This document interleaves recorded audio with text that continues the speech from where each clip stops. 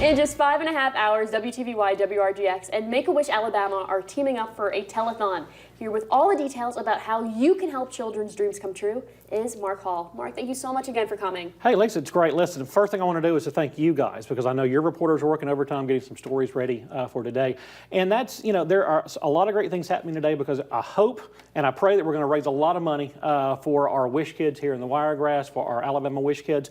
But I think what I enjoy even more today is that you guys, your viewers, are going to be able to meet some of our Wish kids from the Wiregrass. So exciting. If you think I'm not going to quote Wish Kid Lily from earlier, the attitude and the fighting spirit that these boys and girls have. So uplifting. To say just kick it in the butt and give it to the Lord. I think that's a pretty good saying for a lot of things that you might face. But you listen to the attitude of these kids, what they're going through, what they're facing, and what Make-A-Wish can do for them, and what Make-A-Wish does for them is to give them hope, to give them something to look forward to.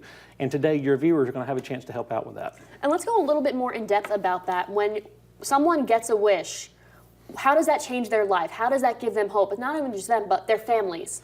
I want you to think about if you were going through something in your life that was just dogging you, that was just beating you down, and every day that's what you're having to deal with. Now think about somebody giving you hope, giving you something to look forward to, kind of a rainbow at the end of all that. And I've even heard from one of our local business owners who has a grandson who's gone through, who has gone through illness and has had a wish as part of the program. And for him talking to other kids in the hospital up in Birmingham when he got there, and he said it shocked me to hear all the kids talking about and looking forward to their wish, because they knew they'd accepted what was going on in their lives, and they knew what they had to look forward to and the difference that it made to help them continue on to struggle through, to get through with more energy through what they're going through. I have to say, they can be a kid again and they forget about the medication and everything that they're getting daily. You absolutely nailed it in just being a kid again. And thankfully, a lot of our children do survive the illness and move on, more so than years ago because of advances in medicine. But you still lose part of your childhood. And that's what we're trying to do, is to kind of fill that gap, to say, we know that the family has struggled through. This gives an opportunity, whether it's something I want to be, somewhere I want to go, something I want to do. It gives the child, it gives the family, it gives the siblings a chance to really experience something together, something good together that has nothing to do with all the other junk they've been through. So then how can people help with Make-A-Wish? How can they help a child's wish come true? Watch WTVY and WRGX from noon to 6:30 today. Our noon newscast, our 4 all the way through our 6 o'clock on the 2 different networks today are going to be focusing on Make-A-Wish Alabama. And again, you're going to get to hear the stories. You're going to get to meet some of the Wish kids and the families as well who will be around. I'll be here. We've got staff from the state. We've got volunteers, and that's another thing is if you can think about donating, we want you to do that. But we need volunteers in this area too that actually help with the families, one-on-one with the kids, in granting wishes. And you're going to meet the Sligers.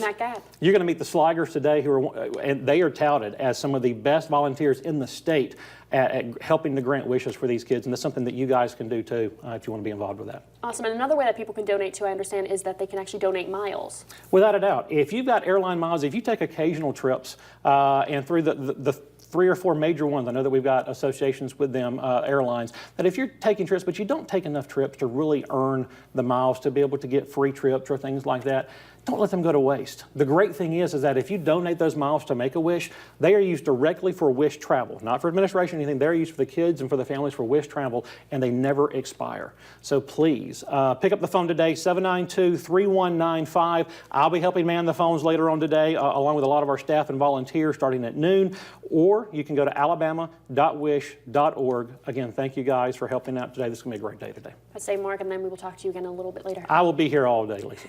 Sounds good. All right. Well, Tuesday was another big day of primary elections.